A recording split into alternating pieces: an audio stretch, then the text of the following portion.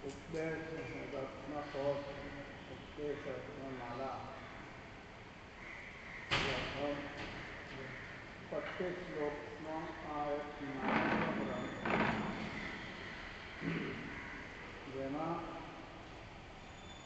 70 ઉપદેશો આપણને એમને સમજાવવા માટે નામ માત્રથી લખેલા છે. જેમાં જીવદયાની વાત થઈ, ઇન્દ્રિય દમનની વાત થઈ. બીજા નંબર સત્સંગ સેવા વૈજ્ઞાનિક, ક્યારેય પણ ગમે તેવા સંજોગો આવે તો પણ આપણા મોઢામાંથી ખોટું બોલાવવું ના જોઈએ, જુઠ્ઠું બોલાવવું ના જોઈએ. તો ભાઈ મારી વસ્તુ તમે અહીંયાથી લીધેલી? ના ના, મેં તો લીધી ને. આ એક સાવ સામાન્ય બાબત છે, તોય પણ એની બાબતની અંદર જુઠ્ઠું બોલવાની જરૂર છે. એવું હોય તો કહી દે, ભાઈ મારે કામ હતું ને મેં લીધેલી અને પછી મેં તમારી જગ્યાએ મૂકી પણ લીધેલી.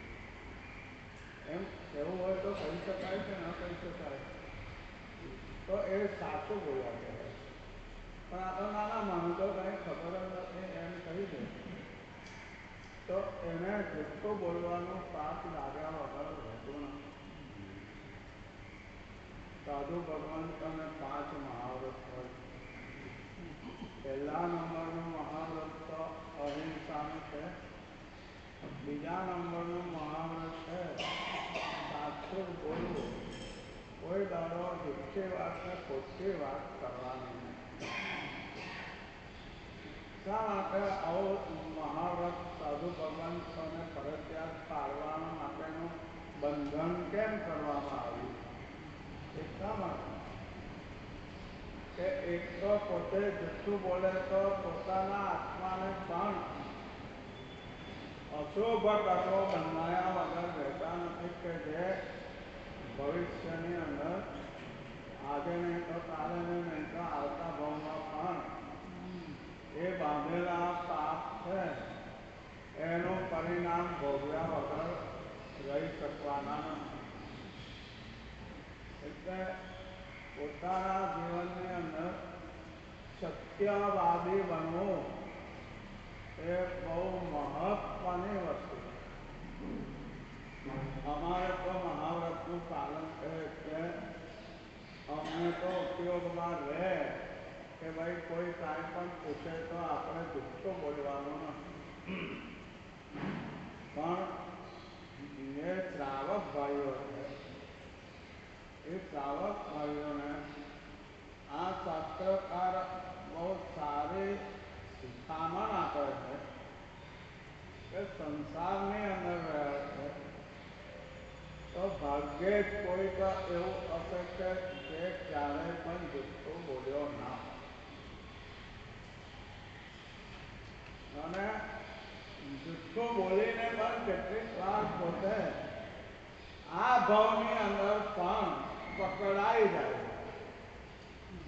હવે તમને ગઈકાલે પૂછેલું કે આ વસ્તુ તમે આને આપેલી છે કે નથી આપી? તમે કહ્યું હા મેં આપી છે. અને પછી તપાસ કરી તો ખબર પડી પેલા ભાઈ કહે છે કે એ જુઠ્ઠું બોલે છે, મને કાંઈ એને આપ્યું નથી, ખોટે ખોટી વાત કરે છે આવી રીતે. ત્યારે પેલાને મનમાં શું થાય કે આવી એક નાનકડી ચીજ છે, એ નાનકડી ચીજ માટે પૂછે છે કે ભાઈ તમે તમારી પાસે છે અને તમે પોતાના મોટું બીજાને આપી દીધી. કેમ? હું આને આપીશ અને ભાઈ પાછું આપવા નહીં આવે તો મારે કામ કરશે તો પછી હું કોને પાસે માગીશ? આવા તર્કો કુતર્કો કરીને પોતે જુઠ્ઠું બોલે છે. એનું પરિણામ એને આ ભાવમાં પણ ભોગવવું પડે અને આ ભાવમાં નહીં તો પછીના ભાવમાં તો અવશ્ય ભોગવવું અને ભોગવવું જ પડે. ને શાસ્ત્રકાર મહર્ષિઓ સાધુ મહારાજના માટે તો કાયદો બનાવી દે છે કે ક્યારેય પણ તમારા જીવનની અંદર જુઠ્ઠું બોલવાનું નહીં. અને એક વસ્તુ એવી છે કે કોઈ પણ મનુષ્યને કોઈ પણ કામ કરવું હોય તો આવું બીજાએ કર્યું છે કે નથી કર્યું, અને કર્યું છે તો કેવું કર્યું છે, કઈ રીતે કર્યું છે, એના માટે એ પોતે સંશોધન કરે. પૂછે કે ભાઈ તમે આવું કરેલું, તમે કઈ રીતે કરેલું, મારે પણ આવું કરવું છે એમ પૂછે. પરંતુ એને જ્યારે ખોટું કામ કરવું હોય ત્યારે કોઈને પૂછવા જાય કે ભાઈ મારે આવું કરવું કે નહીં, કોઈ પણ પૂછવા જાય તો એવા અવસરે એ કોઈને પણ ખબર ના પડે એવી રીતે એ પોતાના મોઢેથી જુઠ્ઠો બોલીને બીજાઓને ઉલ્લુ બનાવે, માયા કપટ કરે અને ઉપરથી પોતાના બીજા એક બે મિત્રો ભેગા થઈને વાત નીકળે ને પોતે જુઠ્ઠું બોલ્યો છે પોતાને ખબર જ છે, પણ વાત નીકળે ને તો જે વ્યક્તિ પોતાને કહેવા આવેલી કે ભાઈ તમને આની અંદર કંઈક સાચી વાતની ખબર છે કે નહીં, તો એની આગળ જુઠ્ઠું બોલ્યો હોય કે ના ના મને તો કાંઈ ખબર છે જ નહીં, હું તો આવામાં પડતો જ નથી, મને જુઠ્ઠું બોલવામાં રસ જ નથી, આપણે તો અમારા બાપ દાદા શીખવાડી ગયા છે કે સાચું જ બોલવું, એટલે અમને તો એવી જુઠ્ઠું બોલવાની કોઈ ટેવ છે જ નહીં. આવી રીતે પોતે સફાઈ મારે અને પછી ભવિષ્યની અંદર જ્યારે આ જુઠ્ઠું બોલ્યો છે એ વાત પકડાય અને સાબિત થાય તો એનું શું થાય?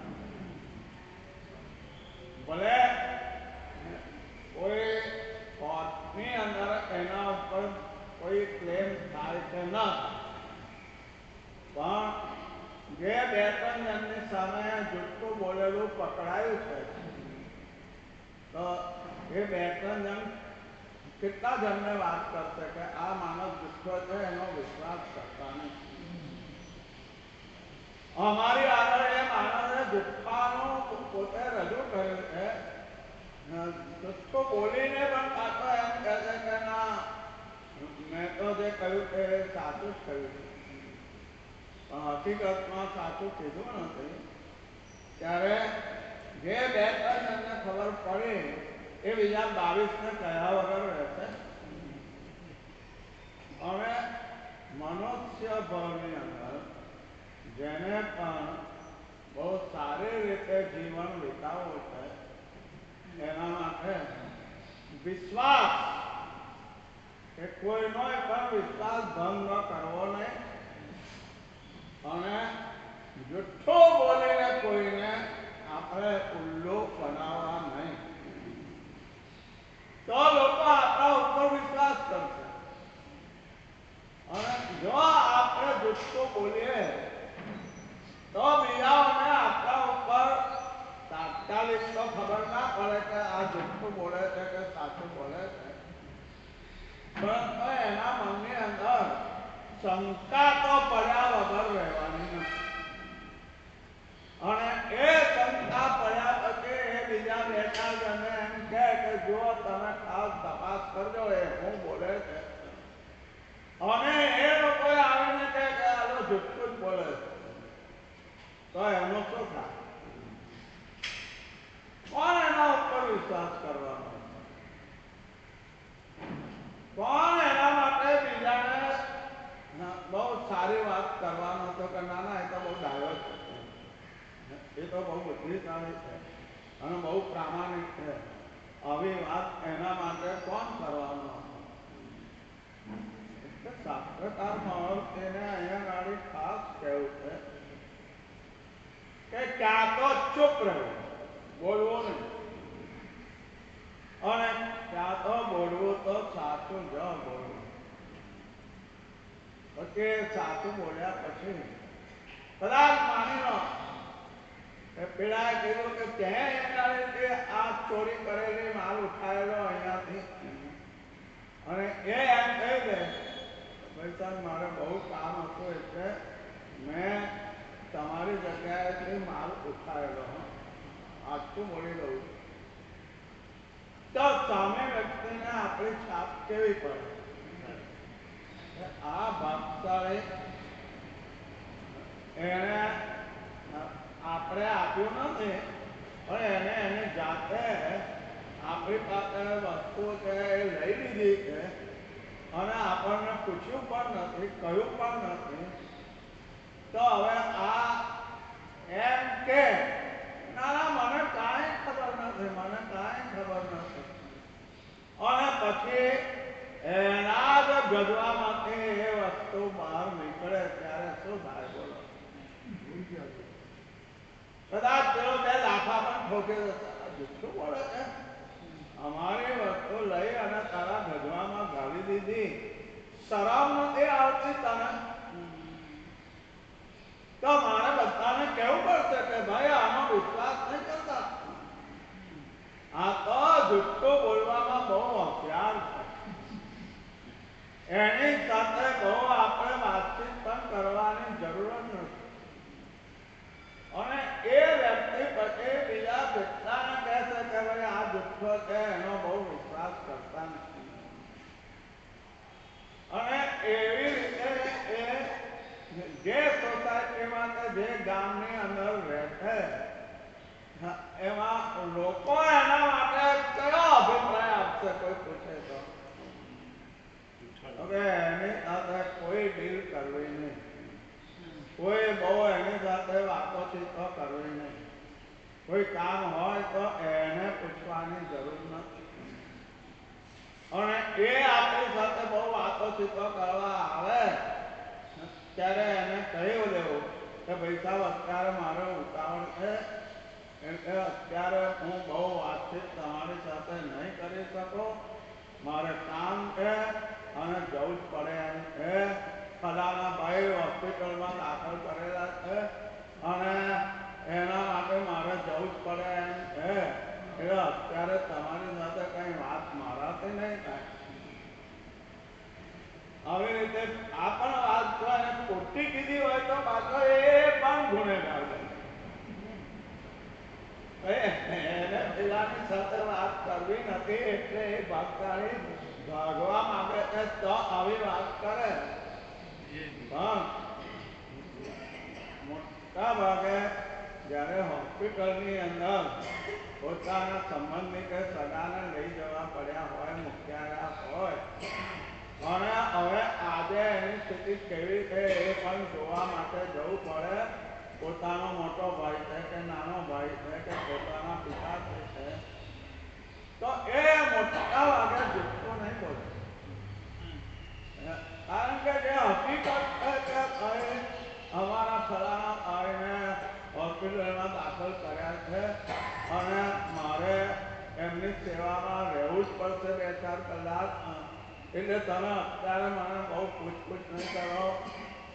આ એ પોતે સાચું બોલે ને તો એમનું જે વર્તુળ હોય ફ્રેન્ડ સર્કલ વગેરે એ બધાની અંદર એની છાપ કેવી પડે કે ભાઈ કાંઈ પણ એવું કાંઈક આપણને લાગે તો આને પૂછવાનું.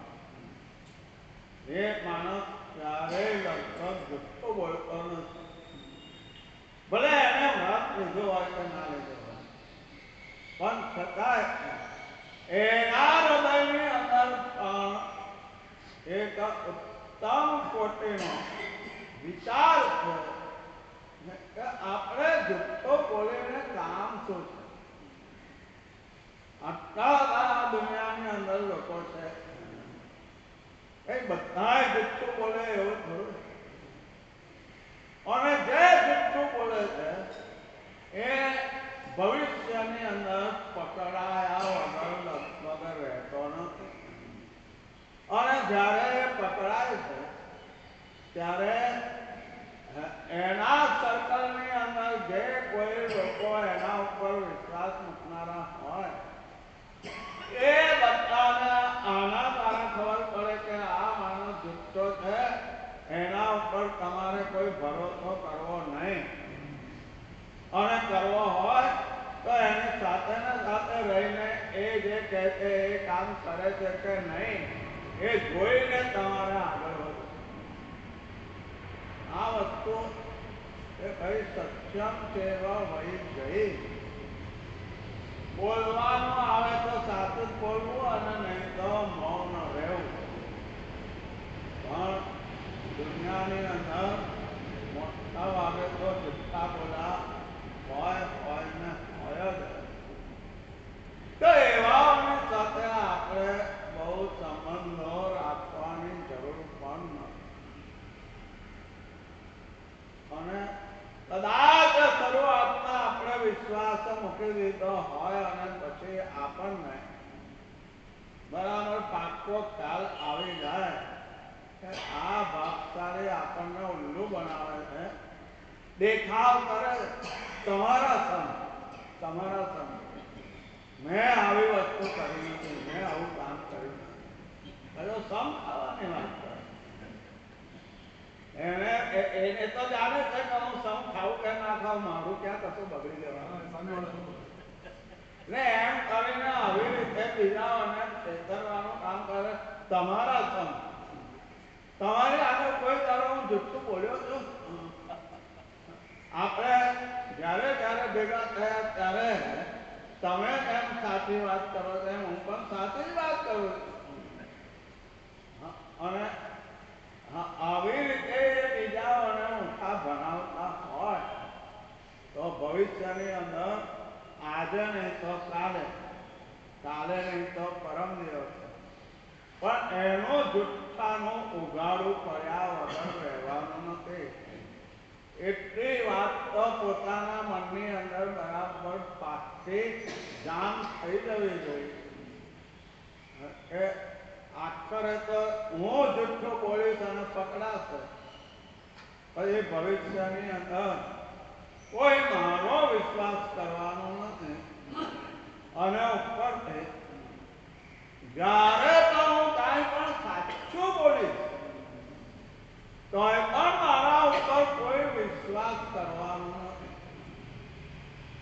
અને લોકોની અંદર મારી એવી છાપ પડશે કે આ તમને આમ ગળે હાથ રાખીને કહેશે કે તમે કહો એના તમ ઉપર આ વસ્તુ મેં નથી કરી.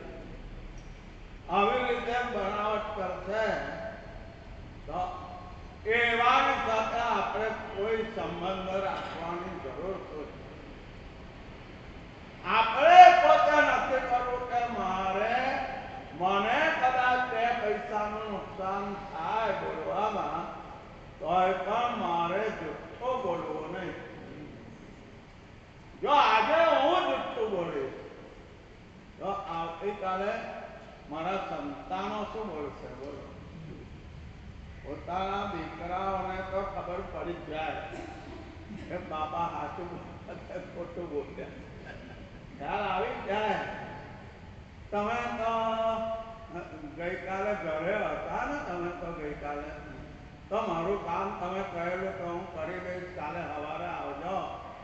તો તમે તો એમ કહો છો કે હજુ કામ નથી થયું, તો તમે પૂછશો કે ભાઈ કેમ નથી થયું? કે મારે અચાનક બહારગામ જવાનું જરૂર છે, એટલે ગઈકાલે મારે બહારગામ જવું જ પડ્યું. અને રાત્રે હું પાછો આવ્યો એટલે માફ કરજો ભાઈ, તમારું કામ આજે કરી દઈશ, ગઈકાલે મારાથી થયું નથી. આવી રીતે પોતે બનાવટી વાત કરે અને જાણે કે એટલું બધું આમ કોમળ શબ્દોમાં વાત કરે કે બીજાને એમ થાય કે ભાઈ ચાલો ગઈકાલે ના, આજે તો કરી દઈશ તમે, આજે 101% તમારું કામ કરવાનું, તમારે કોઈ ચિંતા કરવાની જરૂર નથી. તમે આવી જજો આજે સાંજે મારે ત્યાં, કામ ના હોય તો મને કહેજો. આવી રીતે ડંપાસો મારવાનું કામ કરે અને એમ કહે કે સાંજે આવી જજો. પેલાને એમ થાય કે તો પછી સાંજે મારું કામ થયેલું મને સંપન્ન થઈ જશે. અને જ્યારે એના ઘરે જાય તો એવું પણ મને કે ઘરે તારું મારીને પેલા ભાઈ બહાર ભાગી જાય. ક્યાં શું છે કે એ પોતે તે વખતે એ ભાઈ આવે ત્યારે ઘર ખુલ્લું હોય પણ પોતે બહાર ભાગી ગયા હોય. ઘરમાં કોઈને પૂછે કે કેમ આ બાપ તારી ક્યાં ગયા હતા, ક્યાં ગયા હતા? અરે ભાઈ અમને કીધું નથી એને કે હું ક્યાં જઉં છું. અને આવી રીતે અમને પણ એ સાચું બોલે કે ખોટું બોલે એ તો એ આપશે એટલે ખબર પડે. આ દુનિયાની અંદર પાંચમો આરો છે, કલિકાળ છે.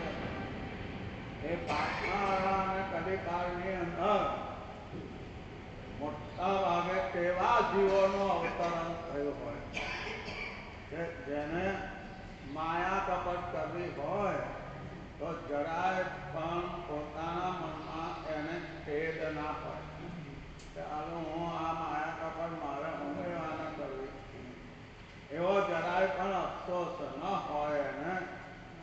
અને જો ખરેખર એ સાચો હોય તો કોઈ દાડો ક્યારેય પણ પોતે એમ ના વિચારે કે હું આને સાચી વાત કરી દઈશ તો આખરે મારે 2 પૈસા ખર્ચો કરવાનો આવીને ઊભો રહ્યો.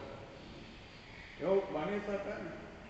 ભાઈ ફલાણા ભાઈ એમને મેં કીધેલું કે આમના ઘરે જઈ અને આ 1000 રૂપિયા તો એને આપ્યા આવજે.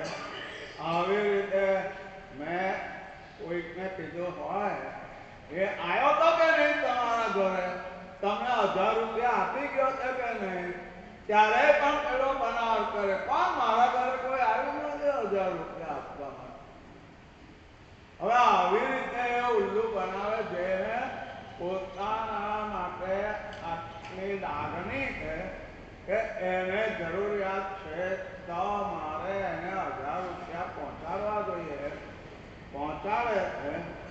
એ વ્યક્તિ હવે અત્યારે પોતાને ભેગી થઈ નથી. આ જેને 1000 રૂપિયા પહોંચાડે એને પૂછે છે કે ભાઈ 1000 રૂપિયા મળી ગયા કે નહીં તમને? અરે કે હે તમે મોકલ્યા છે? મને તો કોઈ મળવા આવ્યું નથી 1000 રૂપિયા લઈને. તમે કોને આપ્યા હતા? તમે કહો તો હું એના ઘરે જઈને લઈ આવું. અલા ભાઈ એમ નહીં, એને મેં 1000 રૂપિયા આપ્યા હોય તો એ તમને પહોંચાડ્યા વગર રહે જ નહીં. મને એના ઉપર એટલો બધો વિશ્વાસ છે કે હું એને 1000 આપું ને તમને ના પહોંચાડે ને પોતે જ ખાઈ જાય એવું કામ તો એ ક્યારેય પણ કરે એવો નથી.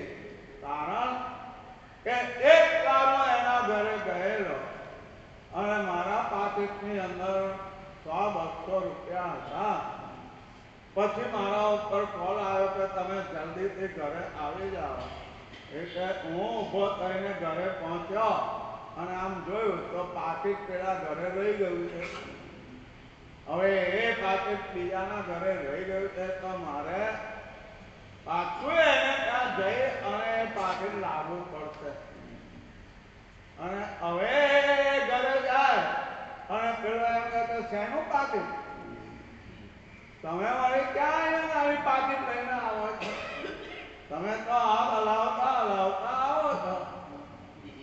તો તમારા 1000 રૂપિયા હોય કે લાખ રૂપિયા હોય કે 5 રૂપિયા હોય, અમે એવી રીતે કોઈનો માલ હડપ કરવા અમને ક્યારેય પણ મન ન થાય. આમ એવો મીઠું મીઠું બોલે ને કે પેલાને એમ થાય કે આને ત્યાં હું આવ્યો તો તે વખતે ગજવાની અંદર પાકીટમાં 1000 રૂપિયા રાખીને આવેલો અને હું એને હવે પૂછું છું તો એ ભાગશાળી બિલકુલ નિષેધ કરે છે ના તમારું તો અહીંયા કોઈ પાકેટ રહ્યું જ નથી. અને તમારે જોવું હોય તો આ ચાવી આપો, આ કબાટ ખોલીને જોઈ લો પાછું એમ. જુઠ્ઠું બોલવાની પણ દુનિયાની અંદર એક કુટિલ કળા હોય છે, કુટિલ કળા.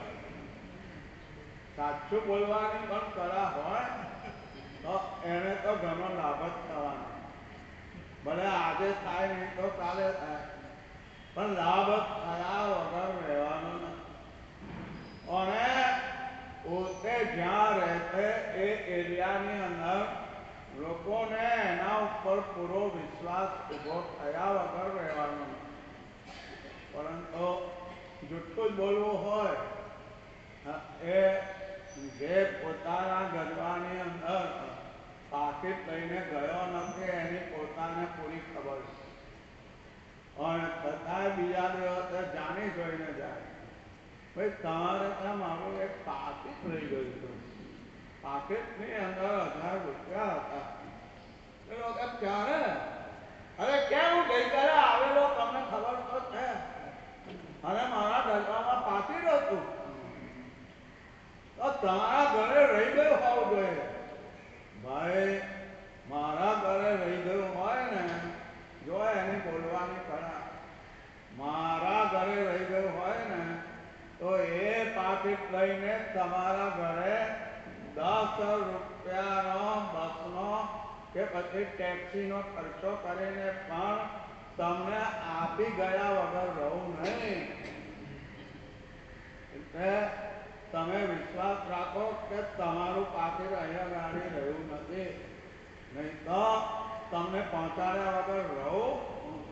તમે તો મારા જીગરજાન દોસ્ત. વાત કેવી કરે પોતે એ સમા માણસને એમ થાય કે અરે આને ત્યાં પાકીટ રહી ગયું છે એ વાત 100%.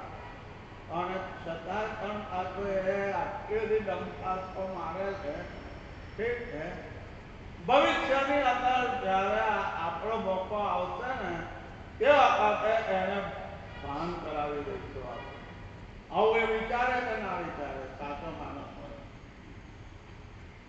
આપણા માટે શાસ્ત્રકાર મહર્ષિએ જે 70 મુદ્દાઓ ભેગા કર્યા છે, કોઈ પ્રાચીન આનાથી પ્રાચીન કાળની અંદર કોઈ ગ્રંથ એવો નથી કે જેની અંદર આવા 1, 2, 3, 1, 2, 3 એમ 70 મુદ્દા એને ગ્રંથ રચનાની અંદર મૂક્યા હોય.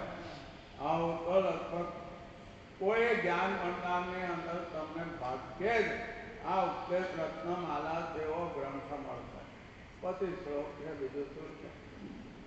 તો આપણા જીવનની અંદર સક્ષમ એવા વૈદ્ય કદાચ પોતાને ખબર ના હોય અને પોતે બીજાના ઘરે ગયો હોય અને ઘરની અંદર કોઈ વડીલ નથી, પણ એ ઘરની અંદર કાંઈક કોઈક વસ્તુ પોતાને જરૂરી હોય તો એમના ઘરે જે હોય એને કહીને લઈ જાય ખરો, કીધા વગર ના લઈ જાય.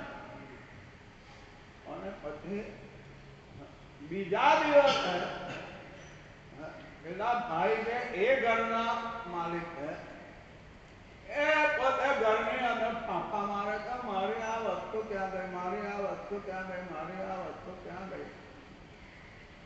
હવે ઘરના લોકોને હૃદયની અંદર થોડો ફફડાટ છે. અમે એમ કહીશું કે આ તો આપણે તમે અહીંયા આગળ મૂકીને ગયા હતા ને તો જે બીજા ભાઈ આવ્યા એ લઈને ગયા. ઉપરથી એમ કીધું કે એ અમારા ઘરે આવીને ગયો છે અને કહી ગયો છે કે ભાઈ તમારી વસ્તુ છે અમારા ઘરે રહી ગઈ છે, તમે હું તો આજે બહારગામ જઉં છું, તમે આજે જઈને લઈ આવજો. આવી રીતે કહીને ગયા છે, પણ આપણા ઘરમાં તો એવી કોઈ વસ્તુ રહી જ નથી. હવે આ બધો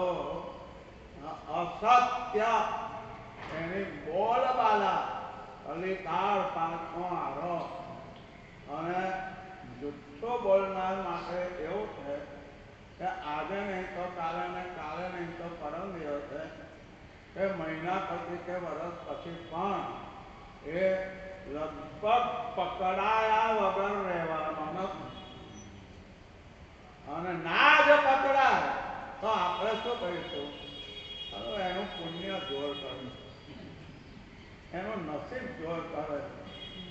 એને પોતાને ખબર છે કે મારા ઘરે એની વસ્તુ રહી ગઈ છે અને મેં સંભાળી દીધી છે, અને તોય પણ આવું જ બોલ્યા કરે છે. ના ના, મારા ઘરે એવું કઈ છે જ નહીં, છે જ નહીં. તમે કહેતા હોય તો એવી ચીજ બજારમાંથી લઈને હું તમને આપી દઉં, તમને એવું લાગતું હોય તો. પણ અમારા ઘરે તો આવી કોઈ ચીજ રહી નથી. આવી રીતે કળા તો એને કહેવાય કે જેની અંદર મારું ને બીજાનું હિત હોય, અહિત ન હોય. પણ આ દુનિયાની અંદર પાંચમો આરો ને કલિકાળની અંદર એવી નિર્દોષ કળાઓ બહુ ઓછી જોવા મળે. અને એના બદલે માયા કપટ ભરેલી કળાઓ છે દુનિયાની અંદર. ચોર ઓછા છે, ચોર ઓછા છે, પણ એ ચોરી કરે ત્યારે એવી રીતે કરે ને કે પોતાનો જીગરજાન દોસ્ત હોય એને પણ ક્યારે શંકા પડે જ નહીં. એવી રીતે ચોરી કરે. બદમાશી કરે તો પણ એવી રીતે કરે. જુઠ્ઠું બોલે તો પણ એવી રીતે બોલે. અને બીજાઓને પોતે ત્રાસ આપ્યો હોય.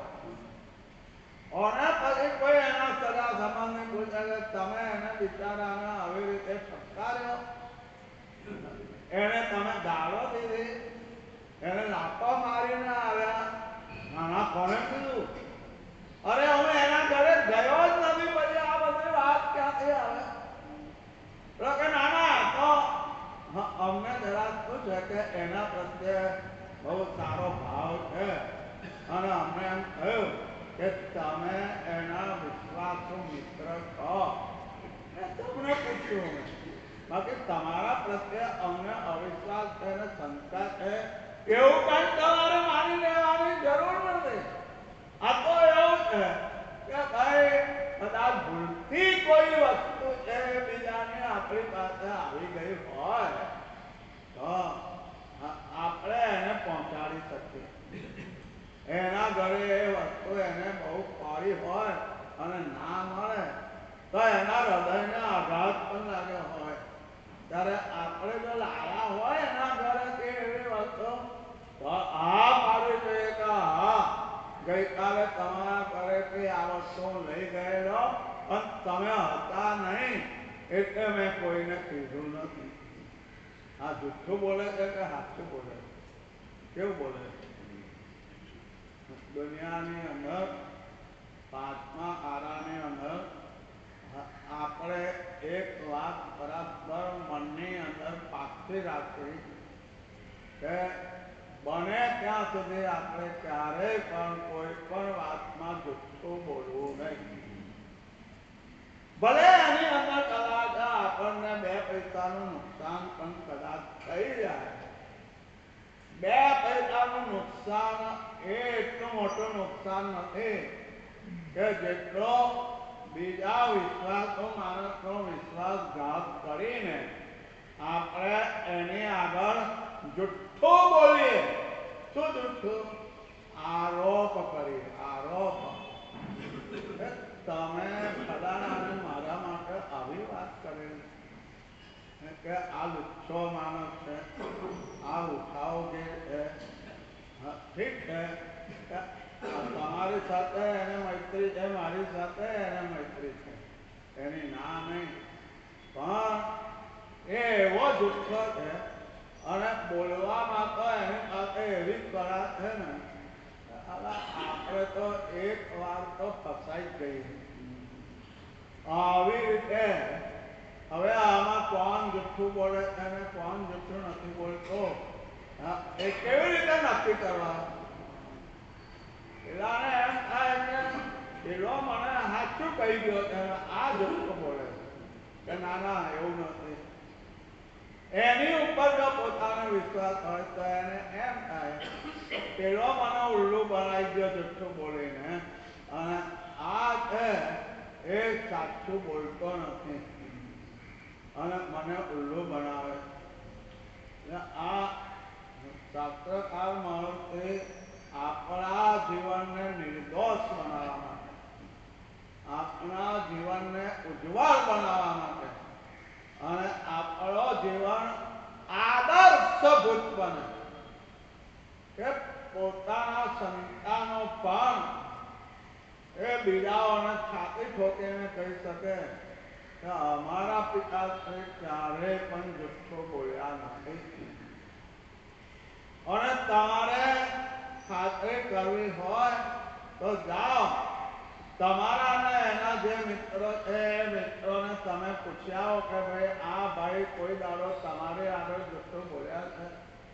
એક જણ પણ હા પાડે ને તો આવી અને અમને તમારે જે દંડ કરવો હોય એ કરજો, પણ અમને પૂરો વિશ્વાસ છે કે અમારા પિતાશ્રી કોઈ દાડો જુઠ્ઠું બોલે જ નહીં. હૃદયથી બોલે છે એના દીકરા. અને બહુ તપાસ કર્યા પછી પેલાને એમ થાય કે અરે હા, એમના ઘરે હું ગયો ને ત્યારે રસ્તાની અંદર રિક્ષાની અંદર બેઠેલો અને રિક્ષાની અંદર મેં એ પાર્સલ મૂકેલું. પછી ઉતાવળ હતી એટલે રિક્ષા એના ઘરે પહોંચી ત્યારે હું પાર્સલ ભૂલી ગયો અને ઉતાવળમાં એના ઘરે જઈને બેસી ગયો. અને પછી એના ઘરેથી પાછો આવ્યો ને પાર્સલની જરૂર પડી ત્યારે મને કહ્યું કે પાર્સલ ક્યાં ગયું? પછી પેલાના ઘરે તપાસ કરાવી, તારા ઘરે રહી ગયું છે? એ તો સાચું બોલે કે ના નહીં, મારા ઘરે કઈ રહી ગયું નથી. અને પછી એને યાદ આવે તો તે વખતે રિક્ષાની અંદર ગયેલો ત્યારે એક નાનકડું પાર્સલ મેં બાજુમાં મૂકેલું અને પછી ઉતાવળની અંદર હું ઉતરીને પેલાના ઘરે ગયો એટલે મારું પાર્સલ એ રિક્ષામાં રહી ગયું. હવે રિક્ષાવાળાને મારે ક્યાં ગોતવો? કોઈ એના નંબરની ખબર નથી, રિક્ષાવાળાને હું ઓળખતો નથી. એની અંદર તો મારી કિંમતી વસ્તુ હતી અને આવી રીતે એ વસ્તુ મારી ચાલી ગઈ. અરે એમ પોતાના જીવનની અંદર જે ખોટું બોલવાની જો ટેવ હોય ને તો એને પણ ભવિષ્યની અંદર એનો પરચો મળ્યા વગર રહેતો નથી. એ પેલાને પૂછી આવ્યો કે ભાઈ મારી વસ્તુ તમારા ઘરે, હકીકતમાં એની કોઈ વસ્તુ રિક્ષામાં રહી નથી ને એના ઘરે રહી નથી. અને છતાંય પણ એ વ્યક્તિને સમાજની અંદર અંકો પાડવા માટે એ આવી જુઠ્ઠી વાતોની બનાવટ કરે ત્યારે સામો માણસ છે એને પણ એમ થાય કે હવે આની સાથે આપણે બહુ સંબંધ રાખવાની જરૂર નથી. એ આપણા ઉપર જાણે આરોપ કરી રહ્યો છે કે ભાઈ તમારા ઘરે મારી આ વસ્તુ રહી ગઈ છે અને મહેરબાની કરીને જો તમે પહોંચાડો તો સારું છે, નહીં તો હજી સાંજે ઓફિસેથી પાછા વળતા હું તમારા ઘરે આવી જઈશ, મારે લઈ જવી છે એ વસ્તુ, તમે ધક્કો નહીં ખાતા. આવું બધું બોલવાનું માયા કપટ ભરેલું હોય એનો ઉદ્ધાર શું થાય દુનિયાની અંદર? એટલે શાસ્ત્રકારે પહેલી વાત કરી જીવદયા, કે આપના જીવનની અંદર જીવદયા તો હોવી જોઈએ. કે જેને ને તેને આપણે લાફા મારી દઈએ, લાત મારી દઈએ, કે જે તે ઘરની અંદર પહેલી કાળજી તો એ જ રાખવી જોઈએ ઘરની અંદર કે કોઈ ખાવા પીવાની વસ્તુ ક્યાંય ઢોળાયેલી ન રહેવી જોઈએ, નહીં તો કીડીઓ આવ્યા વગર રહે. પછી આપણે કહીએ કે આટલી કીડીઓ આવી ગઈ, પણ આવે ને તમે જેનું ધ્યાન રાખવું જોઈએ કે આ વસ્તુ ખુલ્લી મુકાય નહીં, ઢોળાય નહીં, એનું મારે ધ્યાન રાખવું જોઈએ. અમે ન રાખ્યું અને કીડીઓ આવી જાય તો પછી સાચું બોલજો એ વાંક કોણ? તમે અરે એવા દાના મૂકી ગયા, એમને લઈ ગયા અને પાછા લીધા નહીં, પછી કીડીઓ આવ્યા વગર રહે. જીવ દયાનું પાલન કર્યું હોય ને તો ઘરની અંદર પણ કોઈ વસ્તુ એ કીડી મકોડા કે માખ મચ્છર વગેરે આવી જાય એવી વસ્તુ બહાર ખુલ્લી મૂકવાની હોય નહીં, તો જ જીવ દયાનું પાલન થાય. અને એ રીતે બીજી વાત, ઇન્દ્રિય ઉપર અંકુશ,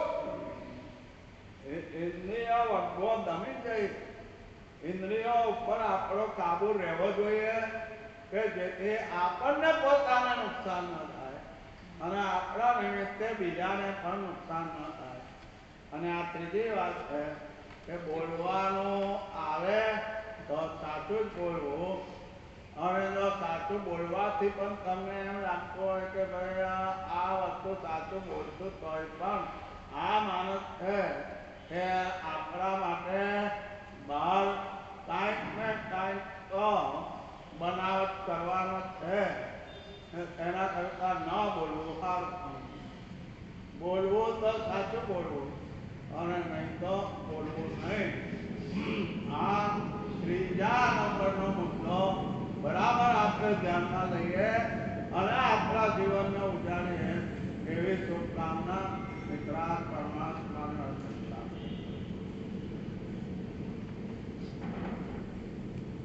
આમ આવી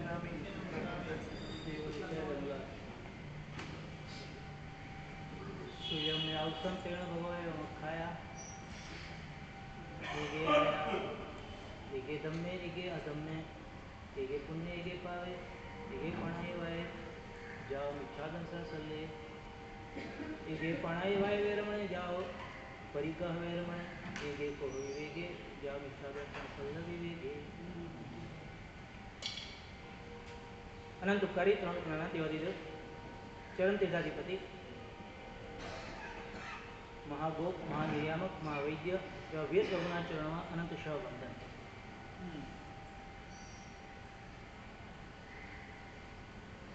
કલ્યાણકારી એવા તીર્થંકર વગર પૂર્વના ત્રીજા ભાવની અંદર તીર્થંકર નામ પુત્ર કરવાની કાચિત કરે અંતિમ ભાવની અંદર ઉદયમાં આવે ત્યારથી માંડીને અપાર કરુણાને કારણે જે દેશના ફરમાવી રહ્યા છે એ દેશના શબ્દો આપણા જેવા જીવો ગ્રહણ કરે તો ચોક્કસ કલ્યાણ થયા વગર ન રહે એવા પ્રકારનું પ્રતિપાદન કરતા જાણે કે સુધર્મ સ્વામી ભગવાન કહી રહ્યા છે સુયમને આવશ્રમ મેં સાંભળ્યું છે, તમે પણ સાંભળવાનો પ્રયત્ન કરજો. શું જે તે ભગવાને આ કહ્યું છે એ તે ભગવાને શું કહેલું છે? અને આ સૌથી પહેલા કહે છે એગે આયા. આત્મા એક છે, એકલો આવે છે, એકલો જાય છે, પણ એ પોતાના આવા પ્રકારના અસ્તિત્વને ઓળખતો નથી, જેને કારણે આખો સંસાર એ ઊભો કરવા માટે મથે છે. એકલો જ આવ્યો છે, એકલો જ જવાનો છે, કાંઈ જ અહીંયાનું એની સાથે આવવાનું નથી, છતાં પણ એ પોતાના આત્માને ઓળખતો નથી. માટે ભગવાન એ આત્માની ઓળખાણ કરાવતા કહે છે એકે આયા. એક આત્મા છે, એકલો નહીં, પહેલો છે, સૌથી પ્રથમ એને નજરમાં રાખવાનો છે. પછી બીજી બધી જ સંસારની જે કોઈ પણ આ આખી દુનિયાની જે રાશિ છે, જે પૂતગલો છે, જે દુનિયા છે, એને પછી જોવાની છે. પરંતુ જીવ જ્યારે પણ સંસારમાં જે ભાવમાં જાય છે એ ભાવની અંદર એ પોતાના આત્માની સામે જોતો નથી, હંમેશા બહાર નજર રાખેલી હોય છે. અને એને જ કારણે એનું સંસારની અંદર પરિભ્રમણ થતું હોય છે. એ આત્મા શબ્દની વ્યાખ્યા કરતા જણાવેલું છે અતતિ ઇતિ આત્મા. અતતિ એટલે અર્થો અનેક કરેલા છે, પરંતુ સાથે જણાવેલું છે ચારે બાજુ ફરે એને કહેવાય આત્મા. મોક્ષમાં જાય છે તો આત્મા ફરે છે. મોક્ષમાં ગયેલો આત્મા એ સંસારી આત્મા કરતાં અલગ છે. સંસારી આત્મા જ્યાં સુધી આ એના પરિભ્રમણને બંધ કરતો નથી, પરિભ્રમણ અટકાવતો નથી, ત્યાં સુધી એ ફરે રાખે. સ્વાભાવિક છે, ભ્રમણ ચાલુ રહે ત્યાં સુધી ફરવાનું ચાલે, ફરવાનું ચાલે ત્યાં સુધી ભ્રમણ ચાલુ રહે. પરંતુ એ ભ્રમમાં રહેલો છે, એને કારણે એના ભ્રમણ ચાલતા હોય છે. જ્યારે એ પોતાના ભ્રમને છોડે છે, તોડે છે, ત્યારે એનું ભ્રમણ પણ અટકી જાય છે. અને એ ભ્રમ એવા પ્રકારનો છે કે પોતાના આત્મામાં સંપૂર્ણ બધું જ રહેલું છે, એ ત્યારે માનવા સમજવા તૈયાર થતું નથી. એને બહારની દુનિયામાં જ બધું જ રહેલું છે એવું જ કાયમ માટે દેખાતું હોય છે. અને એ બહારની દુનિયાને કારણે, એ બહારની દુનિયા પ્રાપ્ત કરવાને માટે, એ બહારની દુનિયાને સંપૂર્ણતા બધું જ સારામાં સારું શ્રેષ્ઠ ઉત્તમ છે એવું માનવાને કારણે એ એટલા બધા પાપો કરે છે. એટલા માટે જાણે કે તીર્થંકર ભગવંતે અનેક સૂત્રો બતાવેલા છે. એમાં આગળનું સૂત્ર આ પહેલા અધ્યાયનું બતાવ્યું છે, પાપ પણ એવા પ્રકારના એ કરે છે. અને પાપ કયા? તો 18 પાપ સ્થાનકોના નામ આ શ્રી સ્થાનાંક સૂત્રની અંદર એક પછી એક બધા આપેલા છે. પાપ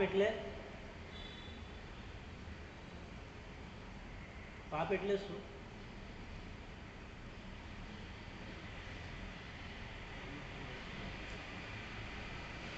કેમ, શું છે? જાણો તો ખરા જ ને, જાણતા તો હશો જ ને. પાપ એટલે શું?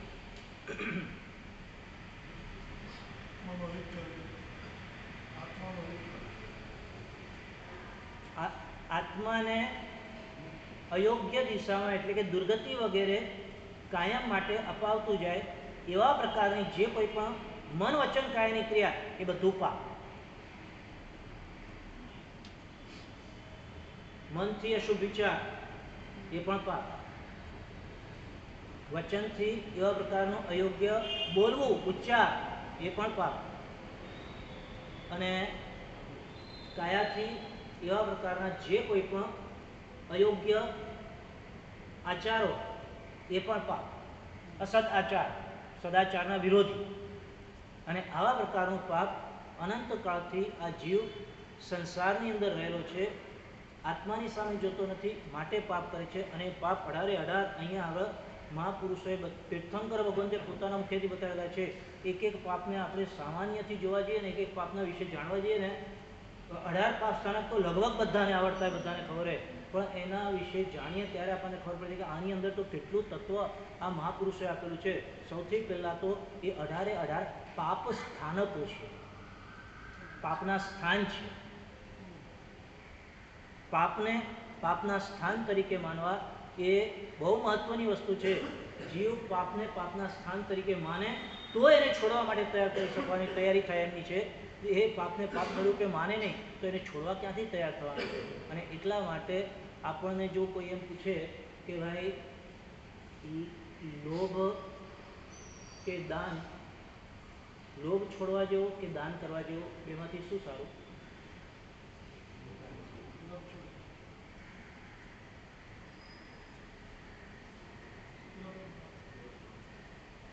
બેમાંથી શું સારું? હા, તો જ દાન થાય એવું જરૂરી નથી.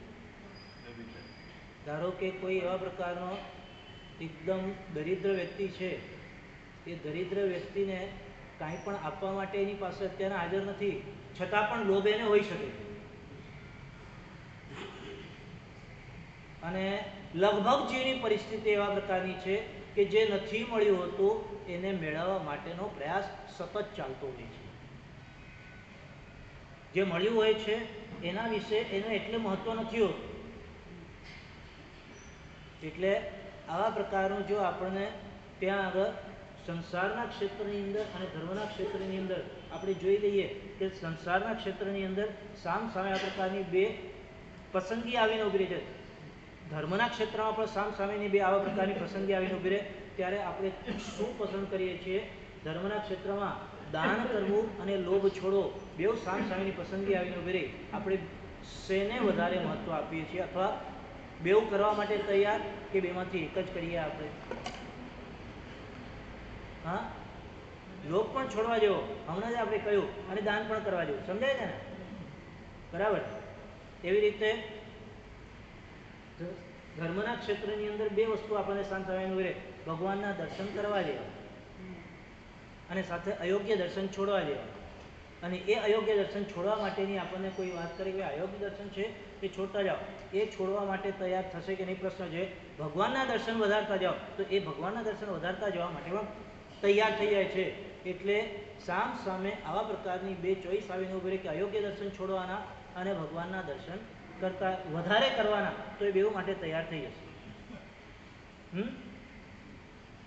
બેઉ ચોઈસ સામ સામે આવે ત્યારે બરાબર એ સ્વીકારવા તૈયાર થઈ જાય છે ને. ત્યાં તપ કરવું કરવા જેવું. તપ કરવું, કદાચ કોઈ નૌકારસી કરતો એને કહે કે ભાઈ પુરસી કર ને, શું કરવા એકલું ત્યાં આગળ નૌકારસી કરે છે? તો તપમાં નૌકારસીની જગ્યાએ પુરસી કરવા માટે પણ તૈયાર થઈ જાય છે. અને જ્યારે તપનું પાલન આવે ત્યારે તપના પાલનની અંદર આસક્તિ પણ એટલી બધી એવા પ્રકારની ત્યાં રાખવા માટે પણ જીવ તૈયાર થઈ જતો હોય છે. ધર્મના ક્ષેત્રની અંદર એ આસક્તિ છોડવા જેવી છે, તો એ છોડવા માટે કદાચ તૈયાર થાય કે ન થાય. એવા પ્રકારના ધર્મના ક્ષેત્રમાં જ્યારે બે ચોઈસ સામ સામે આવીને ઉભી રહે છે ત્યારે આપણે બેઉ માટે તૈયાર થઈ છે.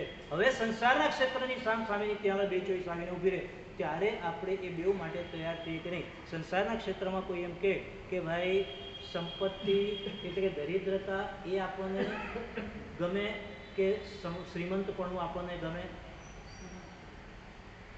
બેમાંથી શું ગમે? શ્રીમંતપણું એક જ. ત્યાં આગળ બેઉ નહીં. એવા પ્રકારની આમ સારામાં સારું સુખ મળતું હોય એ ગમે કે દુઃખ મળતું હોય એ પણ ગમે? તો ત્યાં આગળ સુખ જ ગમે છે.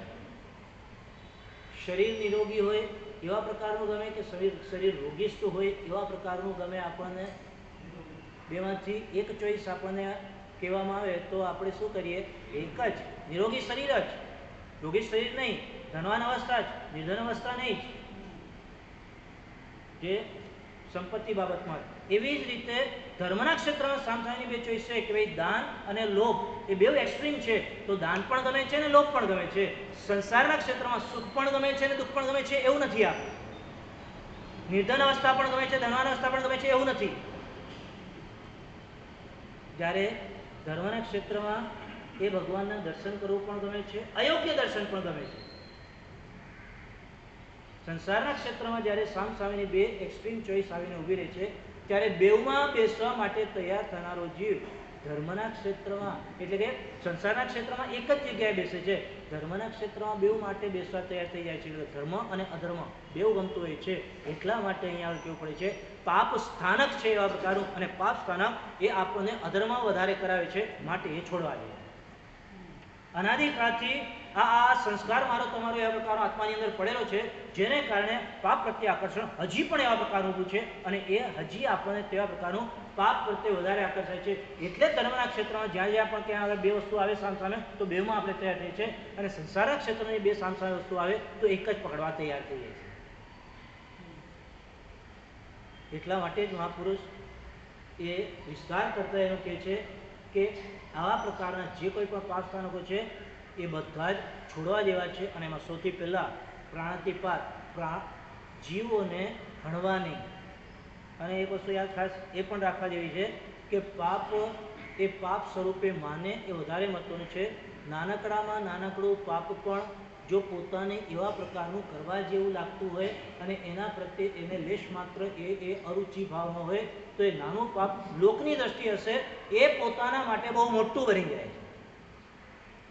ખાલી એક હિંસા માટે પણ જોઈએ, એક નાનકડું પાપ એવા પ્રકારનું હતું કે એ ફળની છાલ આમ તેવા પ્રકારની ત્યાં કાઢી, ફળની છાલ કાઢી અને એ ફળની છાલ એટલી સરસ ત્યાંની સારામાં સારી કાઢી અને એટલી અનુમોદના કરી કે આવા પ્રકારની આ ફળની છાલ કાઢવાની આવડત જે મારી પાસે છે એવી તો ત્યાં કોઈની પાસે નહીં હોય. અને આ માત્ર આટલો એવા પ્રકારનો આમ જોવા જઈએ તો કઈ મોટી હિંસાનું કાર્ય કર્યું છે, એવી કંઈ મોટી કદાચ હિંસાનું કાર્ય કર્યું નથી, પરંતુ શાસ્ત્રકાર ભગવંતોએ મહાપુરુષોએ નોંધ લઈને જણાવેલું છે કે એવા પ્રકારની હિંસાની અનુમોદના કરનારને ભવિષ્યની અંદર એટલું બધું ભયંકર પરિણામ પ્રાપ્ત થયું કે જીવતે જીવતા પોતાની ચામડી પોતાના શરીર પરથી ઉતરાઈ ગઈ. દુનિયાની દ્રષ્ટિએ પાપ નાનું હોય કે મોટું એ મહત્વનું નથી. દુનિયાની દ્રષ્ટિએ કદાચ પાપ નાનું હશે, પરંતુ પોતાને એવા પ્રકારનું ત્યાં આગળ એ ગમે તેવા આમ કરવા જેવું લાગતું હોય અને એ કરવાની અંદર આનંદ આવતો હોય તો દુનિયાની દ્રષ્ટિએ નાનું લાગતું પાપ કે પોતાની દ્રષ્ટિએ નાનું લાગતું પાપ એ બહુ જ્ઞાનીઓની દ્રષ્ટિએ મોટું બની જાય.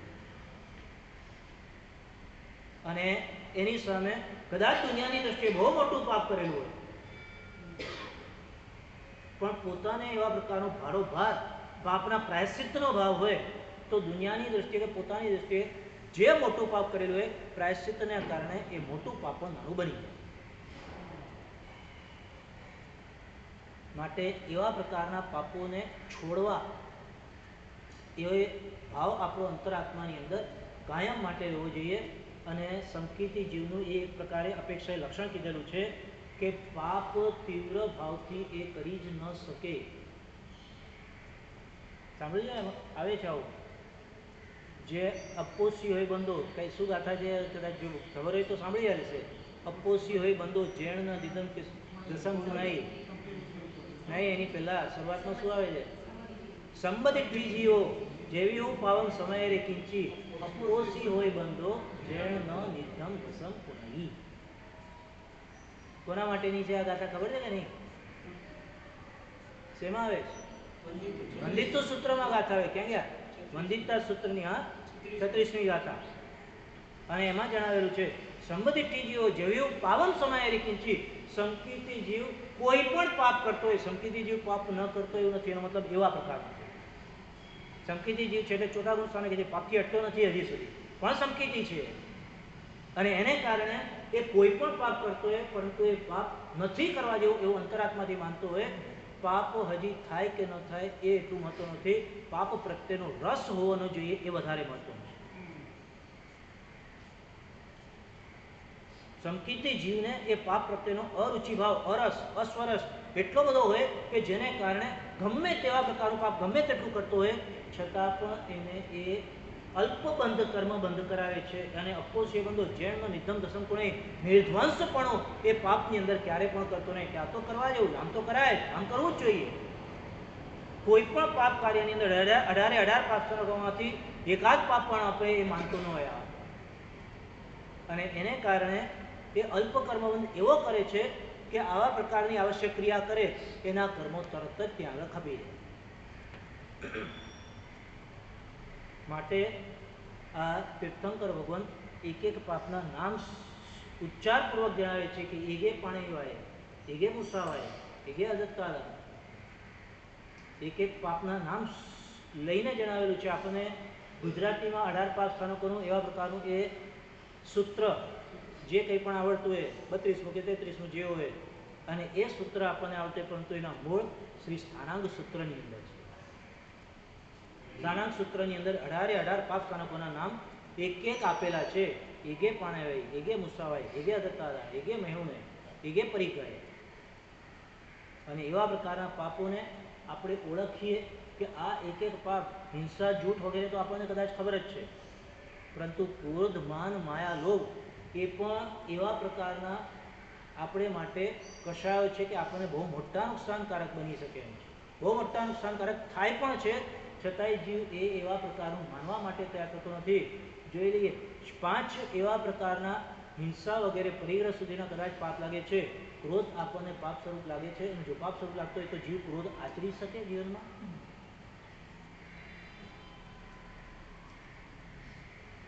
ક્રોધ કરતા વધારે ખરાબ માન છે,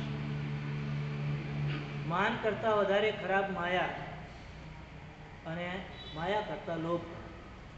4 કસાયો એવા પ્રકારના એ અહીંયા આગળ તીર્થંકર ભગવંતે જણાવેલા છે કે ક્રોધ કોહ પ્રીતિનો નાશ કરે છે, માન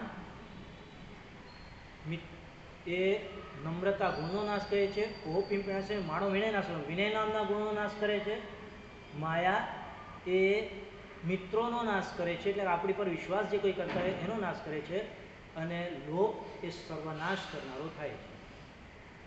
શાસ્ત્રકાર ભગવંતોએ જણાવેલું છે. અને છતાં પણ એ દરેકે દરેક કશાયોને આપણે આપણા જીવનની અંદર બહુ સારામાં સારી રીતે સ્થાન આપવા માટે તૈયાર થઈ જતા હોઈએ છીએ. ક્રોધ તો કરવો જ પડે, એના આગળ ચાલે? સાચું, ક્રોધ કરીએ એને કારણે લોકો માને છે કે નથી માનતા? શું લાગે?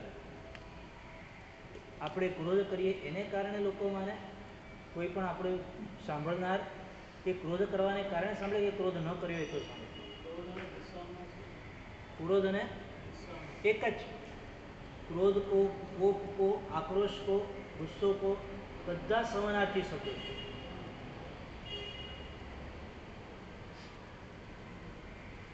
આપણે એમ માનતા હોય છે કે ક્રોધ કરીએ તો જ લોકો આપણું સાંભળે, પરંતુ આપણે ભૂલ કરીએ છીએ. પેલી વાર્તા સાંભળેલી છે ને કે ભાઈ શિયાળ એ સિંહની સાથે રોજ લટાર મારવા માટે જાય, એટલે બધા લોકો એને નમસ્કાર કરતા, બધા લોકો એને નમે, અને બધા લોકો નમે એટલે શિયાળને એવા પ્રકારનું અભિમાન થવા માંડ્યું કે જો આ બધા લોકો મને નમે છે, પરંતુ એને ખબર નથી કે આ સિંહ એની સાથે જઈ રહ્યો છે એટલા માટે નમે છે. એક દિવસ સિંહની તબિયત થોડી બરાબર નહીં રહી, એટલે એને એમ થઈ ગયું કે ભાઈ મારે આજે નથી જવું, તું એકલો જઈ આવ. અને ઓલો શિયાળિયું ત્યાં આગળ નીકળ્યો, અને શિયાળિયું જેવું ત્યાં આગળ નીકળ્યું, અને ત્યાં આગળ લોકોએ સલામ નહીં ભરી. એટલે એ કેમ સલામ નથી ભરતા? અને ત્યાં આગળ બીજા બધા જે પ્રાણીઓ હતા કે શેના સલામ તને ભરીએ, અરે રોજ સલામ ભરો છો, આજે સલામ કેમ નથી ભરતા? અને એવા પ્રકારનો ત્યાં આગળ જે વ્યક્ત કર્યો અભિમાન, એમાં બધા એની પર તૂટી પડ્યા, એને ખલાસ કરી નાખ્યો. એનું જે કંઈ પણ એવા પ્રકારનો જે સલામ ભરાતી હતી એ શેને કારણે ભરાતી હતી? એ તો એમ માનતો હતો કે મારે કારણે સલામ ભરાય છે, પરંતુ એ સલામ ભરતા હતા સિંહને કારણે. સમજાય છે આપણને? કોઈ પણ વ્યક્તિ જ્યારે આપણું કહ્યું માને છે, શેને કારણે માને છે? ક્રોધને કારણે. કયું પુણ્ય?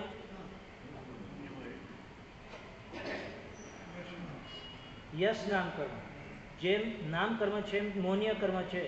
નામ કર્મ, યશ નામ કર્મ આપણું ઉદયમાં આવે ત્યારે લોકો આપણું કહ્યું માને, અને યશ નામ કર્મ જ્યારે ન હોય ત્યારે લોકો આપણું કહ્યું ન માને. છતાં પણ ક્રોધ કરીને લોકો આપણું કહ્યું માને છે, ત્યારે આપણે જશ કોને આપીએ છીએ? ક્રોધ કર્યો માટે. ઘણી વાર તો દેખાય છે કે ક્રોધ કર્યો હોય તો એ લોકો સાંભળતા નથી હોતા. ત્યારે કેમ નથી સાંભળ્યું? ક્રોધ કર્યો છે છતાંય સાંભળ્યું નહીં, છતાંય માન્યા નહીં. એનો મતલબ શું થયો? ક્રોધને કારણે માનતા નથી. ક્રોધ એ મૌન્ય કર્મનો ઉદય છે. લોકો આપણું કહ્યું માને છે એ નામ કર્મનો ઉદય છે. શુભ નામ કર્મ હોય ત્યારે લોકો આપણું કહ્યું માનતા હોય, અને છતાં પણ આપણે એ બધો યશ ક્રોધને આપી દેતા હોય. ક્રોધ કર્યો ને એટલે માને. ખરેખર નામ કરવાનો, શુભ નામ કરવાનો ઉદય છે ત્યારે આપણું કહ્યું લોકો માનતા હોય. અને આવા પ્રકારનો એ ક્રોધ કરીને એને પાછો સાચો ઠેરવવાનો પ્રયાસ કરતા હોઈએ છીએ કે ક્રોધ તો કરવો જ પડે, એના વગર તો ચાલે જ નહીં. આવા જે કોઈ પણ પાપ સ્થાનકો છે, ક્રોધ કરતાં વધારે માન ખરાબ છે. અને આપણને કદાચ ખબર નહીં હોય તો આખી ક્રોધની ઇમારત માન કશાયના પાયા ઉપર ચણાતી હોય છે. ક્રોધની ફરિયાદ કરવાવાળા ઘણા બધા છે કે ક્રોધ થાય છે, અમને થાય છે, બીજાને થતા હોય છે. તો એવા પ્રકારના ક્રોધની ફરિયાદ કરવાવાળા જેટલા પણ લોકો છે ક્યારે માનની ફરિયાદ કરતા નથી કે માન થાય છે અમને, એનો શું રસ્તો કરવો. ત્યાં ક્રોધને અટકાવવા માટેના રસ્તા પૂછવાવાળા ઘણા બધા છે, માનને અટકાવવાનો રસ્તો પૂછવાવાળા કેટલા.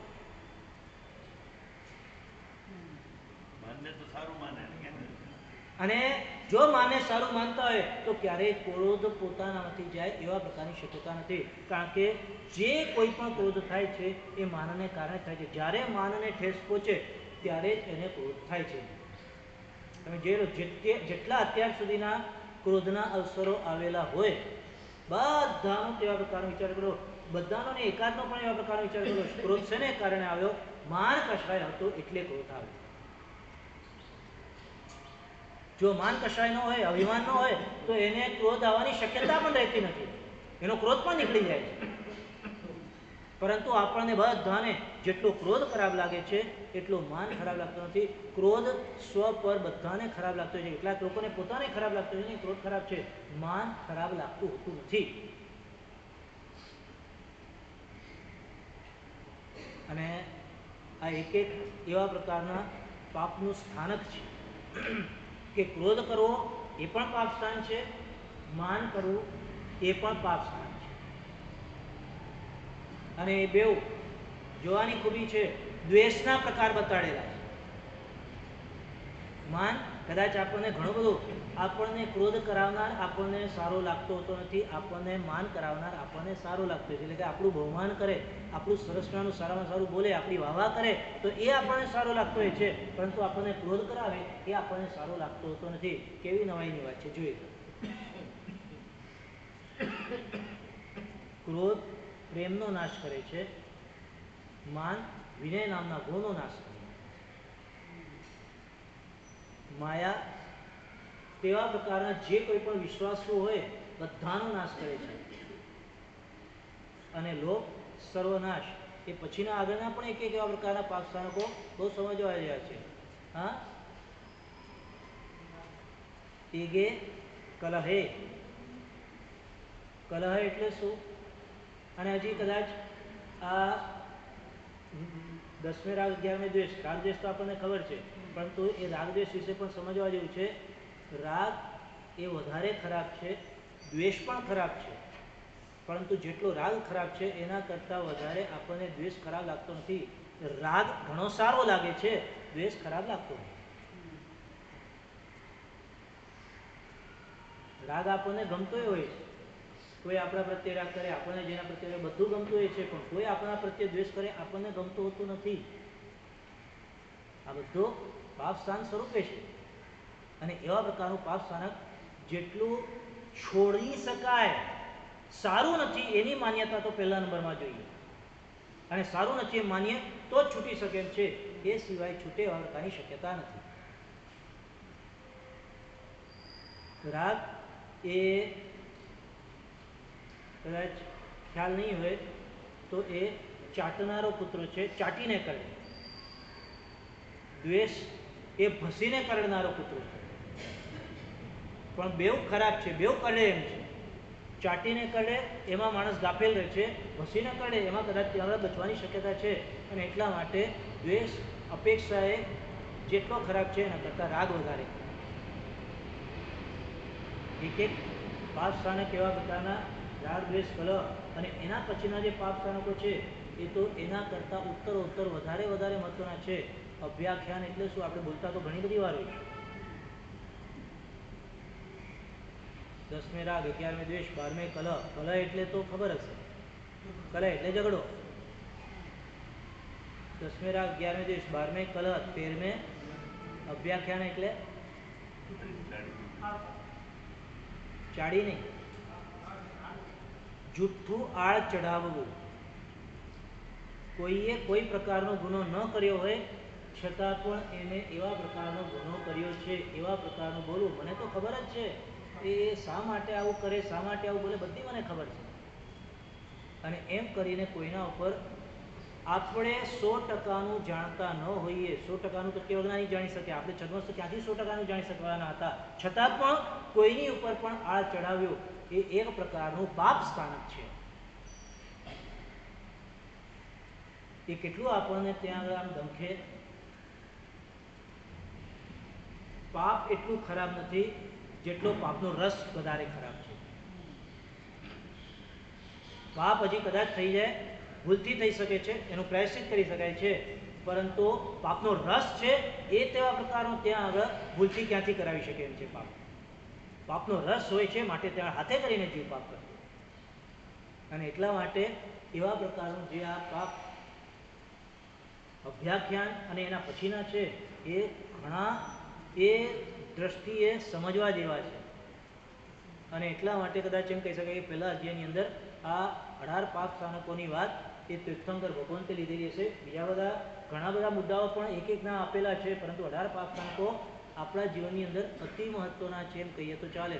કારણ કે ડગલે ને પગલે એનું ધ્યાન રાખવું પડતું હોય છે. ડગલે ને પગલે જીવનની અંદર એનો અવસર આવીને ઊભો રહેવાની શક્યતા હોય છે, અને એ સમયે જીવ જાગૃત ન હોય તો પરિણામ એના આત્માને કેટલું નુકસાનકારક થાય એ એને પોતાને ત્યાં નથી ખબર પડતી નથી. માટે ભગવાને જણાવવું પડે છે કે બધા પાપ સ્થાનકો છે, તમને કદાચ ખબર ન હોય, પરંતુ એ તીર્થંકર ભગવાનને તો આપણા બધાના આત્માની અંદર શું રહેલું છે દેખાય છે, અને ભવિષ્ય કેવા પ્રકારનું થશે એ પણ ભગવાન જાણે છે. 12મે કલર 13મે અભ્યાખ્યાન 14મે પૈશુન્ય. પૈશુન્ય એટલે ચાળી ફૂકવી. અભ્યાખ્યાન એટલે જે ગુનો જેણે ન કર્યો હોય એ એવા પ્રકારનો ગુનો કરનાર છે એવું લોકોને જણાવવું, જાહેર કરવું. એટલે બહુ બધા લોકો એમ નહીં, એકાદ જણની અંદર પણ બીજાને ત્યાં આગળ પોતાના મુખેથી બોલીને જણાવી દેવું. અને એના પછીનો પૈશુન્ય એટલે કોઈએ ખરેખર ગુનો કર્યો છે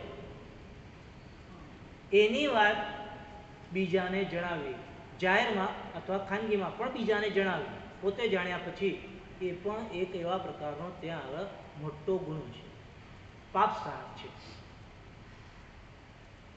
ખ્યાલ આવે છે આપણને? કંઈક ક્યાંય જોઈ લીધું અને આપણે તો એવા પ્રકારના ક્યાંય કંઈ પણ જોઈએ, આપણને તો ઘણું બધું દેખાતું હોય છે. આંખ ઉઘાડી રાખનારો વ્યક્તિ, કાન ખુલ્લા રાખનારો વ્યક્તિ, એને ઘણું બધું સાંભળવા માટે અને ઘણું બધું જોવા માટે મળતું હોય છે. પણ એ બધું જ જોયેલું અને સાંભળેલું એનું શું કરવું એ એને પોતે આ બધા જ પાપ સ્થાનો તેને જોઈને નક્કી કરવાનું છે કે આ બધા પાપ સ્થાનો છે, હવે મારે શું કરવું. એ ગૃહસ્થો એ ગૃહસ્થમાં પણ દેખાય કંઈક ને કંઈક એવા પ્રકારના છિદ્રો, દોષો, કોઈ પણ અયોગ્ય આચરણો પંચમહાવરતધારીમાં પણ દેખાઈ શકતા હોય છે. અને એવા પ્રકારનું તો મહાપુરુષોએ જણાવેલું છે કે પંચમહાવરતધારી સરસ્વના ઉત્તમ એવા પ્રકારના આચાર પાળનારા ગુરુ ભગવંત હતા. શ્રાવક ઘણી બધી વાર વંદન કરવા માટે આવે, અને એક વાર એ શ્રાવક વંદન કરવા માટે આવેલો તો દરવાજેથી એને જોયું કે સાધુ ભગવંત ઉભો બાંધી રહ્યા છે, અને ઉઘાની અંદર સરસ્વના રત્નો છે, રત્નો, ડાયમંડ, પ્રેશિયસ સ્ટોન્સ. અને એ જોઈને એને આશ્ચર્ય થઈ ગયું કે ગુરુ ભગવંત અને આવા પ્રકારનો પરિગ્રહ રાખે, આવું ભેગું કરીને રાખે ગુરુ ભગવંત? ન રાખવું જોઈએ. અને ખબર પડે તો શું કરે? ખબર પડે તો હા છાપામાં, હા, એટલે વાયરલ કરી નાખે હે ને બધું. આ બધા જોઈ લો, અભ્યાખ્યાન, પૈશુન્ય, પછી રતિ અરતિ એક છોડી દો, પછી 16મે પરપરિપાત ને 17મે બધા તેવા પ્રકારના વચનને આશ્રયને થતા પાપો છે. ક્રોધમાન માયાલોક મનથી પણ થાય છે, મનથી પણ થઈ શકે છે. એ ત્યાં આગળ વચનમાં કે કાયામાં આવે કે ન પણ આવે. ત્યારે આ અભ્યાખ્યાન, પૈશુન્ય, પરપરિવાર, માયામૃષાવત આ બધા એ વચનથી થનારા પાપો છે. પ્રાણાતિપાત વગેરે કાયાથી થનારા પાપો. આ ગુરુ ભગવંતની આવા પ્રકારની ભૂલ જોઈ તરત જ ત્યાં આગળ શું કરે, અને એ ગુરુવંત બહુ ઉચ્ચ કક્ષાના એવા પ્રકારના હોદ્દેદાર, એટલે કે કદાચ આચાર્ય પદવી પ્રાપ્ત કરેલી હશે. અને એ ગુરુવંત રોજ વ્યાખ્યાન આપવા માટે આવે. પેલો શ્રાવક પણ ઘણી બધી વાર વંદન કરતો હોય, વ્યાખ્યાનમાં નિયમિત રીતે આવતો હોય. શ્રાવક તો નિયમિત રીતે આવે ને, અને નિયમિત રીતે આવનારા શ્રાવકે એણે એ જોયું કે ગુરુ ભગવંત બહુ સરસ વાતો કરી રહ્યા છે. કદાચ સ્થાનાંક સૂત્રની જ આ બધી વાતો ચાલતી હશે અને એમાં પરિગ્રહના વિષયની વાત આવી અને ત્યાં આગળ એ શ્રાવક બરાબર સાંભળી રહ્યો હતો અને ગુરુ ભગવંતે બહુ સારામાં સારી રીતે પરિગ્રહનું વિવેચન કર્યું અને આમ પૂછ્યું કે બધું સમજાઈ ગયું ને? અને એ શ્રાવકે સાહેબ આ પરિગ્રહ પરિમાણ વ્રત વિશે કંઈ બરાબર ખબર નહીં પડી. એટલે ગુરુ ભગવંતે કીધું કે સારું, આજે સમય પૂરો થયો છે, કાલે સમજાવજો. બીજે દિવસે ફરી પાછું બરાબર શાસ્ત્રમાંથી બધું જોઈ જઈને સારામાં સારી રીતે કાઢીને શોધીને લાવ્યા અને બીજે દિવસે શરૂઆત જ પરિગ્રહથી કરી અને બધું જ પરિગ્રહ પરિમાણ વ્રત વિશે સારામાં સારી રીતે સમજાવ્યું કે આ પરિગ્રહ બહુ ભયંકર છે. પરિગ્રહ જેટલો આ જીવ રાખે છે એને કારણે કર્મનો ભાર વધતો જાય છે. પરિગ્રહના ભારથી એને કદાચ એવા પ્રકારનું લાગતું હશે કે મને ઘણી શાંતિ અને ઘણી હળવાશ થાય છે, ઘણી મારી ચિંતા દૂર થાય છે. ખરેખર તો એને તેવા પ્રકારનો કર્મનો ભાર વધે છે, એને ભવિષ્યમાં દુર્ગતિની શક્યતા વધતી જાય છે અને છતાં પણ એ પરિગ્રહનો ભાર સાથે ને સાથે લઈને ફરતો હોય છે. ગુરુવંતે ઘણું બધું સમજાવ્યું અને છેવટે પૂછ્યું સમજાઈ ગયું ને હવે? અને ત્યાં આગળ શ્રાવકે સાહેબ હજી સમજાયું નહીં. બીજો દિવસ, ત્રીજો દિવસ, ચોથો દિવસ, કેટલાય દિવસો સુધી એવા પ્રકારનું ત્યાં આગળ પેલો શ્રાવક એક જ વાત કરે, સાહેબ સમજાયું નહીં. અને ત્યાં આગળ ગુરુ ભગવંત અનેક રીતે આગમોમાંથી, બીજા શાસ્ત્રોમાંથી, ટીકા ગ્રંથોમાંથી વિચાર કરે, અનુપ્રેક્ષા કરે વગેરે દ્વારા ઘણું બધું એને સમજાવતા જાય. પરંતુ એ શ્રાવક દરેક વખતે ત્યાં આગળ પ્રશ્ન ગુરુવંત પૂછે કે હવે તો સમજાઈ ગયું ને, હવે તો ખ્યાલ આવી ગયો ને? અને શ્રાવક ત્યાં આગળ એક જ શબ્દ કે સાહેબ હજી સમજાયું નહીં. તમને લોકોને તો સમજાઈ ગયું?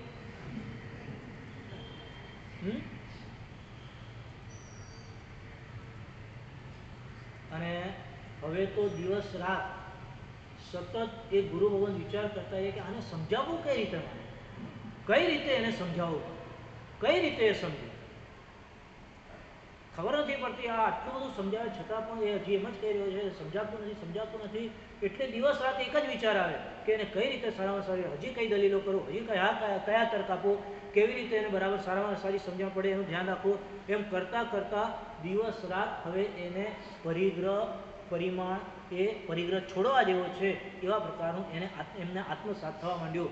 આ જે કોઈ પણ પાપ છોડવા જેવું છે એને તેવા પ્રકારનું ત્યાં આગળ મનથી સતત નથી કરવા જેવું એવા પ્રકારનું ત્યાં આગળ દ્રવ્યથી પણ બોલીએ ને, દ્રવ્યથી પણ વિચારીએ ને, ભાવપૂર્વક નહીં, ખાલી એમને વિચારીએ ને તો પણ એ પાપ પ્રત્યેની અરુચિ પ્રગટ થયા વગર ન રહે,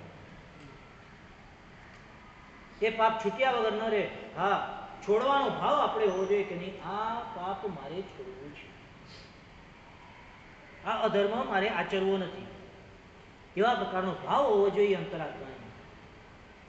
અને એ સતત એવા પ્રકારનો ત્યાં આગળ વિચાર કરનારે ગુરુ ભગવાન દિવસ રાત પોતાનું જે કંઈ પણ ક્રિયા કરે એની અંદર સતત આ જ વિચાર આવે કે આને પરિગ્રહ કેટલો ખરાબ છે, આ કેવા પ્રકારનો ગ્રહ છે, એ કઈ રીતે સમજાવવો એને. અને ત્યાં આગળ એ ઊભો બાંધતા એ વિચાર કરે કે પરિગ્રહ કઈ રીતે સમજાવો. પણ એ જે 3 હીરા રાખેલા હતા પોતાના ઉઘાની અંદર છુપાડીને રાખેલા હતા, કારણ કે એ હીરા ઉપર અત્યંત રાગ હતો અને સંસારીપણેથી રાગ લઈને આવેલા હતા. અને એને કારણે અહીંયા આગળ પણ સંયમ જીવનો પણ કોઈને પણ ખબર ન પડે એ રીતે 3 હીરા પોતાની પાસે રાખે. અને હવે વિચાર એક જ કરે કે પરિગ્રહ સમજાવું કઈ રીતે. આ શ્રાવક, એક શ્રાવક છે એને સમજાતું નથી, બાકી બધા તો કદાચ સમજી ગયેલા છે, આને બરાબર સમજાતું નથી, કઈ રીતે સમજાવું. અને ત્યાં આગળ વિચાર કરતા એમને વિચાર આવ્યો કે આ પરિગ્રહ અહીંયા આગળ મેં રાખ્યો છે અને હું સમજી શક્યો નથી, હું એને કઈ રીતે સમજાવી શકું. એટલું બધું પોતાના મનની અંદર થયું અને એને કારણે કે આ પરિગ્રહ મેં જ રાખેલો છે, હું સમજતો નથી, બીજાને કઈ રીતે સમજાવી શકો. એ 3 હીરા એમણે એ દિવસે ત્યાં આગળ ફેંકી દીધા. અને હવે બીજા દિવસનું વ્યાખ્યાન આવ્યું અને ત્યાં આગળ શરૂઆત કરી કે પરિગ્રહ પરિમાણ વિશે હું સમજાવી શકું એમ નથી. અને શ્રાવકે ઊભા થઈને કીધું, સાહેબ બધું જ સમજાઈ ગયું.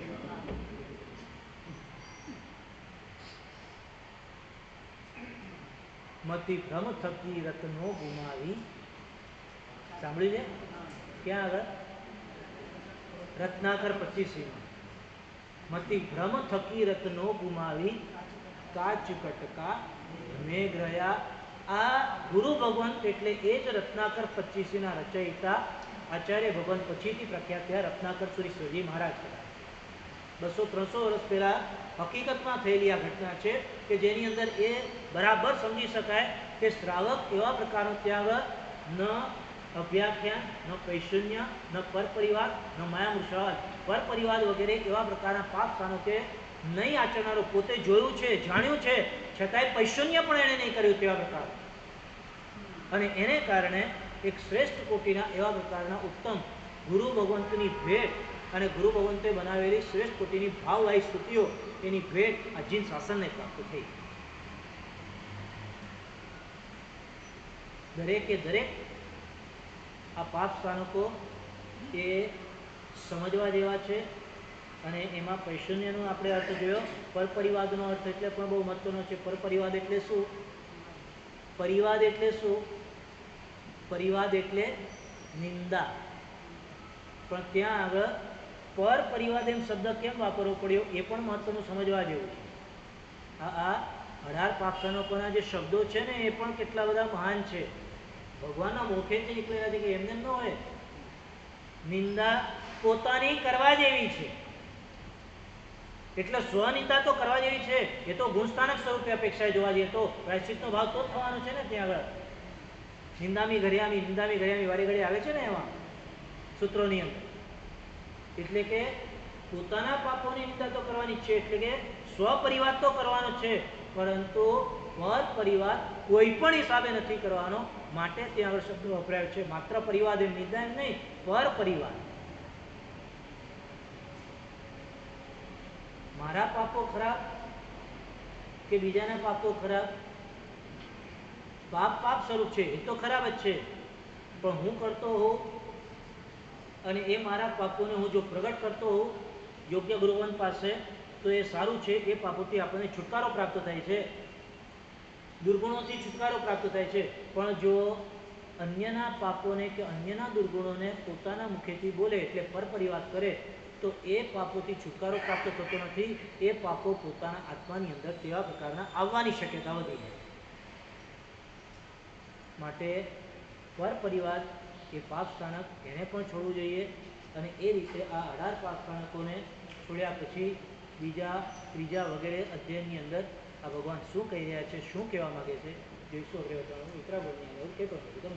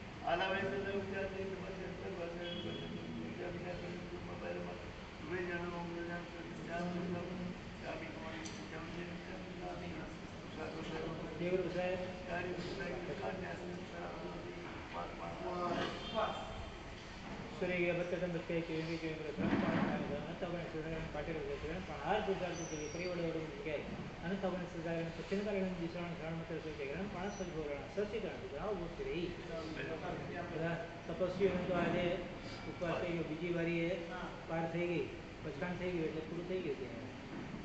વેલ બિગિન ઇઝ હાફ ડન.